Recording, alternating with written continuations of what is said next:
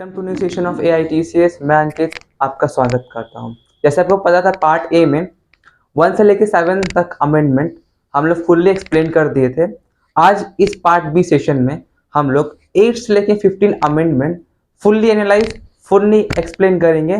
तो without wasting our time guys, let's start the discussion now. Hello, viewers and students of AITCS.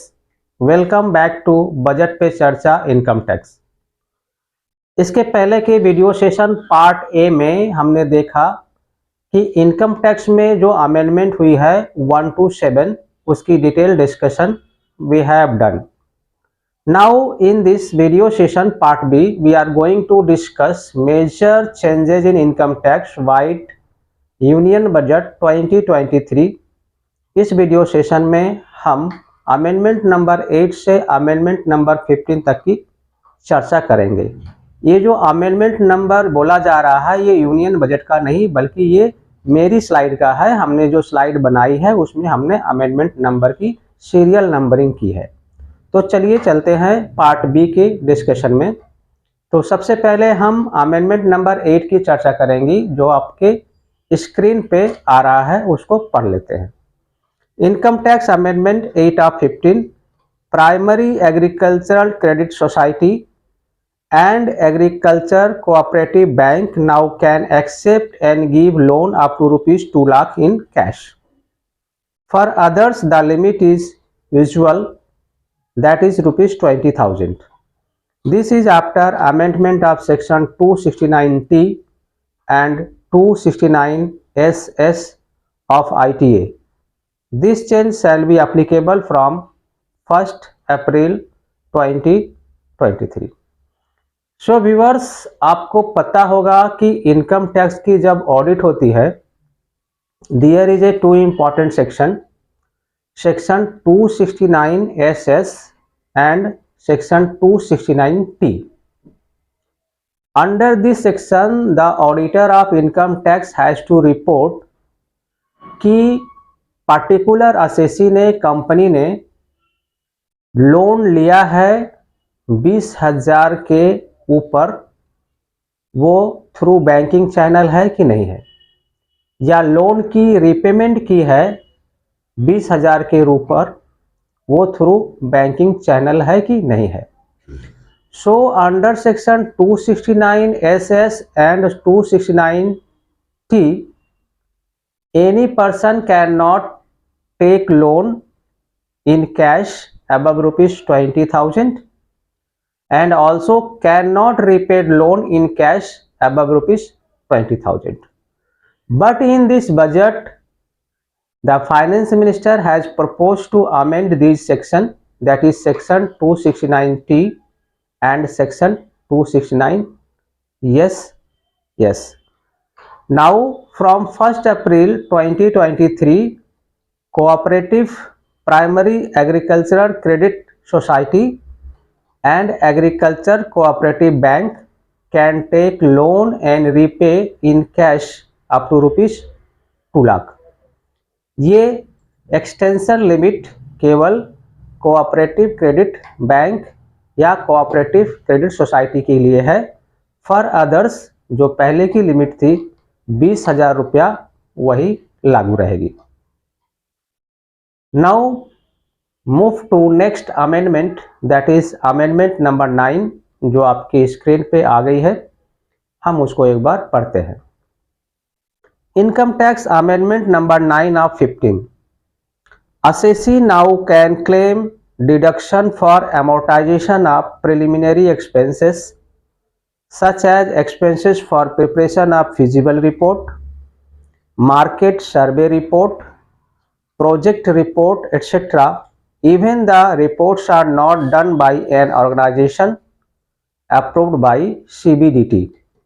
Earlier, for claiming deduction as preliminary expense, these reports were required to prepare by organization approved by CBDT.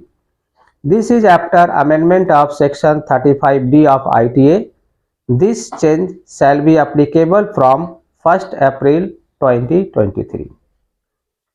So viewers, आपको पता होगा कि कोई भी company की जब incorporation होती है when the new company is being incorporated, तो उसकी बहुत सारी एक्सपेंसेस होती है जो इनकॉर्पोरेशन के पहले होती है, such as preparation of feasible report, preparation of project report और मार्केट सर्वे रिपोर्ट।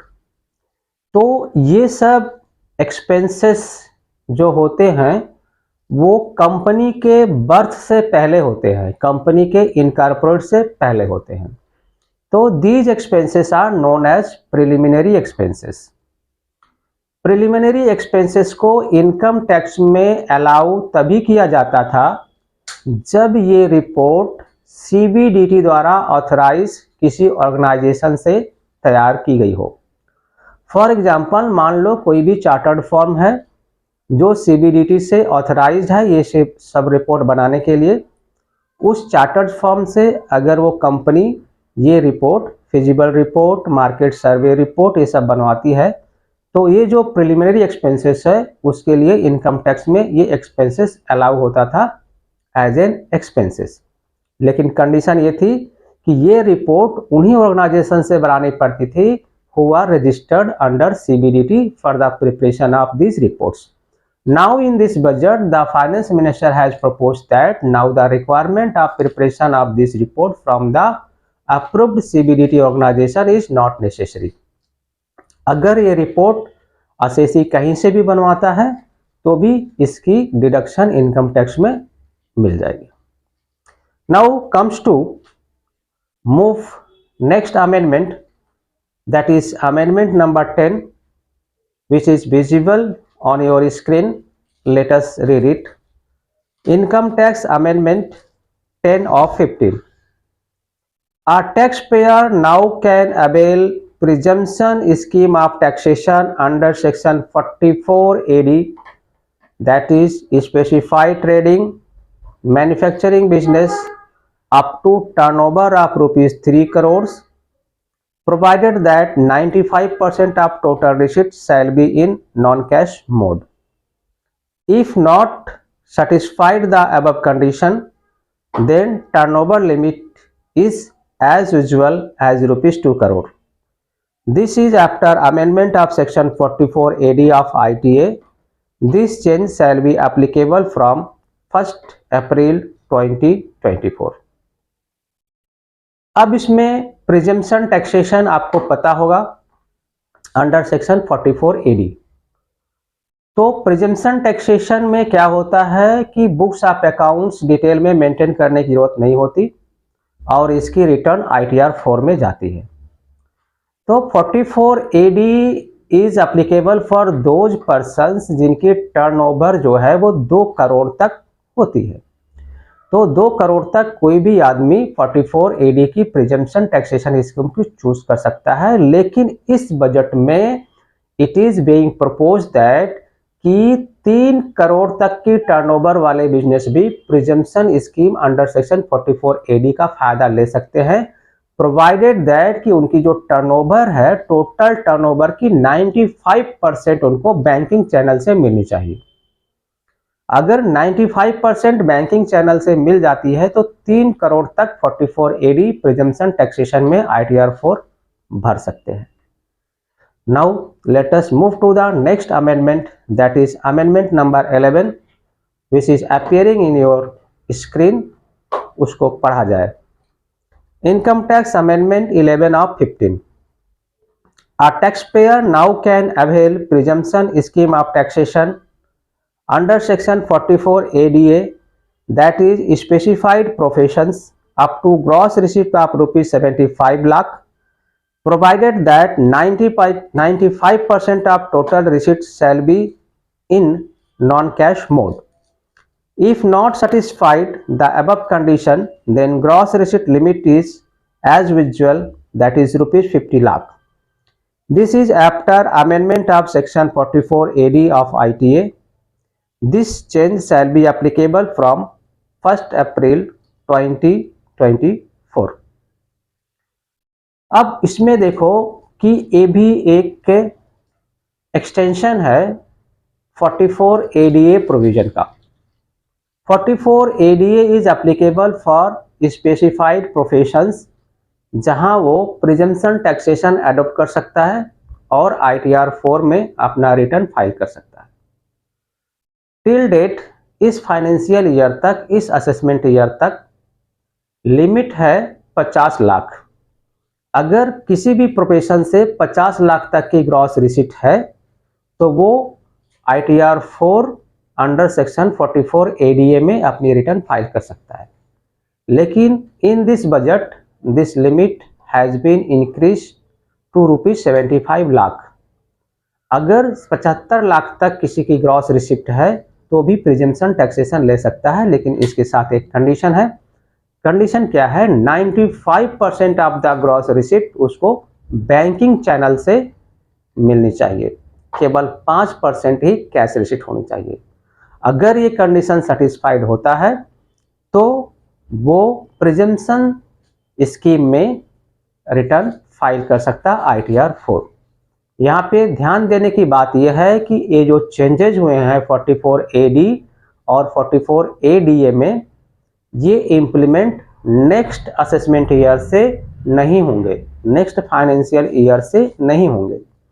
ये चेंजेस इफेक्टिव हो गए 1 अप्रैल 2024 से, मतलब असेसमेंट ईयर 2024 एंड 25 से। चलिए नेक्स्ट मूव करते हैं, दैट इज अमेंडमेंट नंबर 12, जो आपकी स्क्रीन पे है, उसको पढ़ते हैं। Income tax amendment 12 of 15, any person whose residential status is ordinary but not ordinarily resident shall have to pay tax in India for any gift received from resident Indian above rupees 50,000. This is after amendment of clause 8 of section 9 subsection 1 of Income Tax Act. This change shall be applicable from first day of April 2024. तो viewers, इसमें government ने इस provision को amend किया है to stop the misuse of the provision. Misuse क्या होता था? इसी प्रोविजन में ये बात कही गई है कि अगर कोई भी नॉन रेसिडेंट किसी भी रेसिडेंट से 50,000 के ऊपर कोई भी गिफ्ट लेता है तो वो इनकम टैक्स के दायरे में आती है। Resident but not ordinary resident भी इसका फायदा ले रहे थे, मतलब 50,000 तक की गिफ्ट पे कोई टैक्स नहीं पेमेंट कर रहे थे। Now this provision has been amended according to the amended provision which is going to applicable from first day of April 2024, that is assessment year 2024-25.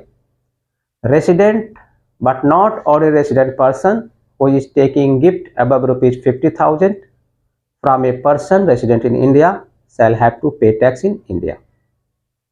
Now moves to the next amendment, that is amendment number 13. तो जो screen पे आपकी आ गई है मैं उसको पढ़ लेता हूं। Income tax amendment 13 of 15. Income of specified news agency shall now be fully taxable as exemption provided to them by clause 22 subclause B of section 10 has been withdrawn. This is after insertion of fourth proviso to clause 22B of section 10 of Income Tax Act. This change shall be applicable from first day of April 2024. Viewers, news channel, समाचार चलाने वाले TV channel, news agency को income tax में एक exemption मिली हुई थी और उस एग्जेम्पशन के जरिए इनको कुछ भी इनकम टैक्स पेमेंट नहीं करना पड़ता था। But through the amendment in this budget, वो जो एग्जेम्पशन की इनेबलिंग प्रोविजन थी वो हटा ली गई है, लेकिन नेक्स्ट फाइनेंशियल ईयर से नहीं, इसके बाद वाले फाइनेंशियल ईयर से, दैट इज अप्रैल 2024 से। वो एग्जम्पशन प्रोविजन के हट जाने के बाद से from the financial year 24 and 25 news channel को कोई भी एग्जम्पशन नहीं मिलेगी और उनकी सभी इनकम टैक्सेबल हो जाएगी। Okay, now let's to move to the next amendment, that is amendment number 14 जो आपके स्क्रीन पे है। Now we are going to read it. Income tax amendment 14 of 15। Payer of online game shall pay the winning amount to the winner after deducting TDS at specified rate if the winning amount is more than rupees 10,000 single or aggregate in financial year. Earlier, the limit was rupees 10,000 single occasion, and organizer of the online game was escaping TDS liability by splitting the whole transaction in multiple of below rupees 10,000. This is after amendment of section 194B of Income Tax Act. This change shall be applicable from 1st April 2023. अब government ने इसमें क्या change किया है? Government ने इसमें change इसलिए किया है कि ऑनलाइन गेम में जो ऑर्गेनाइजर्स थे they are playing a trick, चालाकी करते थे। चालाकी क्या करते थे? ओरिजिनल प्रोविजन इज दैट कि अगर कोई भी ऑनलाइन गेम जीतता है तो वो जो प्राइज मनी है वो 10,000 से ऊपर होने से ऑर्गेनाइजर को टीडीएस काटकर बाकी अमाउंट पेमेंट करनी होती थी।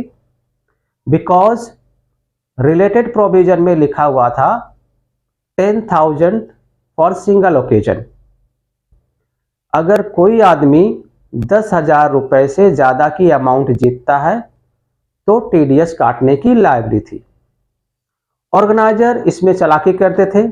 मान लो कोई आदमी 50,000 रुपया जीता है तो उसको वो 5 टुकड़ों में बांट देते थे, 10,000 करके, 9,000 ऐसे ऐसे करके 5 या 6 टुकड़ों में बांट देते थे। तो सिंगल ट्रांजैक्शन में वो अमाउंट 10,000 के ऊपर जाती थी, नहीं जाती थी, इसलिए टीडीएस की कोई लायबिलिटी नहीं हो रही थी।